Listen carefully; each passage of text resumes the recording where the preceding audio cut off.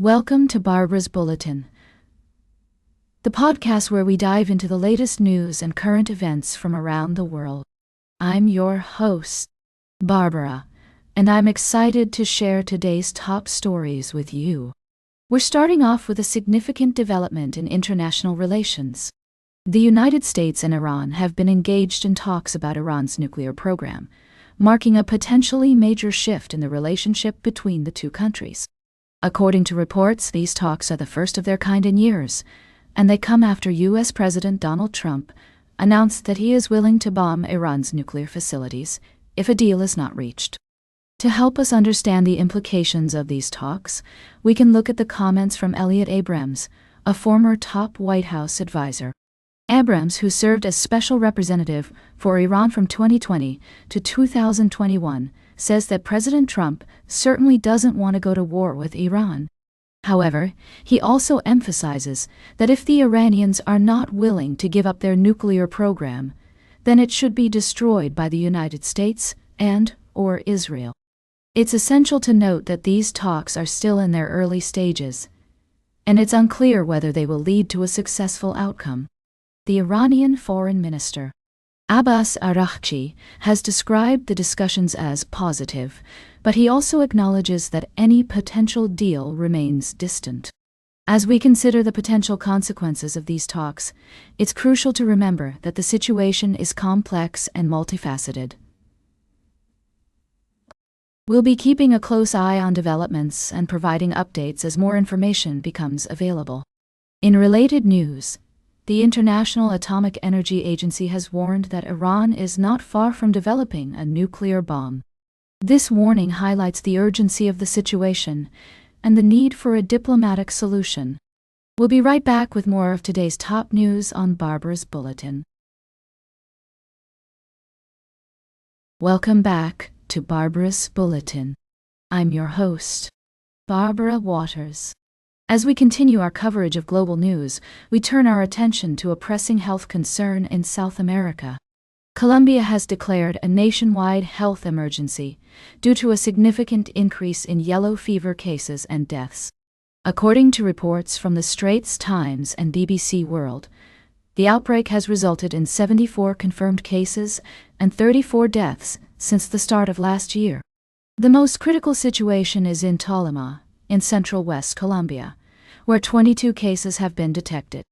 Yellow fever is a viral disease transmitted by the bite of Aedes and Haemococcus mosquitoes. Health Minister Guillermo Alfonso Jaramillo has urged people to get vaccinated ahead of the Easter weekend, a time when many Colombians travel to warmer areas where the mosquitoes that spread the disease are more prevalent. The government has made it mandatory for those going to high-risk areas to show proof of vaccination. The vaccine, which is free of charge in Colombia, provides lifelong protection against yellow fever. I'd like to take a moment to emphasize the importance of taking preventive measures against diseases like yellow fever. As we've seen time and again, vaccinations can be a lifesaver. In this case, the mortality rate among those infected has been nearly 50%, which is a stark reminder of the need for vigilance and proactive measures. Colombian President Gustavo Petro has also warned citizens to exercise caution during Easter, advising those who have not been vaccinated to avoid high-risk areas.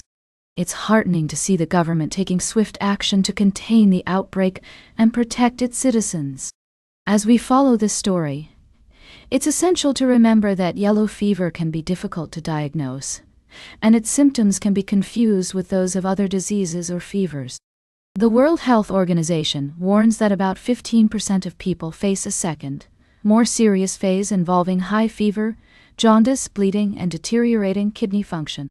Half of those who enter this more toxic phase usually die within 10 to 14 days. We will continue to monitor the situation in Colombia and provide updates as more information becomes available.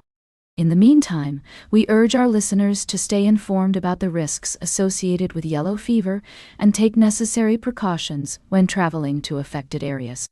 Stay tuned for our final story of the day, right here on Barbara's Bulletin. Welcome back to Barbara's Bulletin. As we wrap up today's show, I'd like to bring your attention to a fascinating story from Latin America. Ecuador has just re-elected its president, Daniel Noboa, in a campaign marked by controversy and high stakes. Now, let's dive into the details.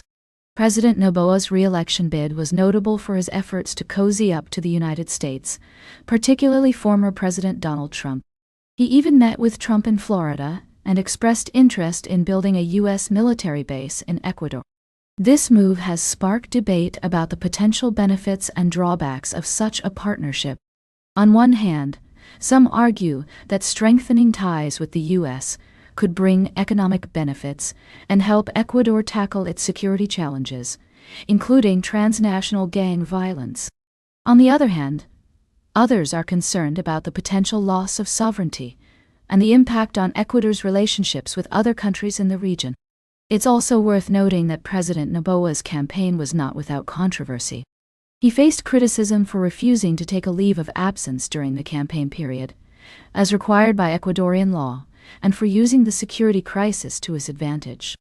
As we look ahead to future elections in Latin America, including those in Bolivia, Chile, and Honduras, it will be interesting to see how President Noboa's strategy plays out. Will his approach be seen as a model for incumbent success, or will it be viewed as an outlier? Ultimately, the outcome of Ecuador's election serves as a reminder that politics is complex and multifaceted. As we navigate the intricacies of international relations and domestic policy, it's essential to consider multiple perspectives and stay informed. That's all for today's Barbara's Bulletin. Remember to like, share, and subscribe. And until next time, stay engaged.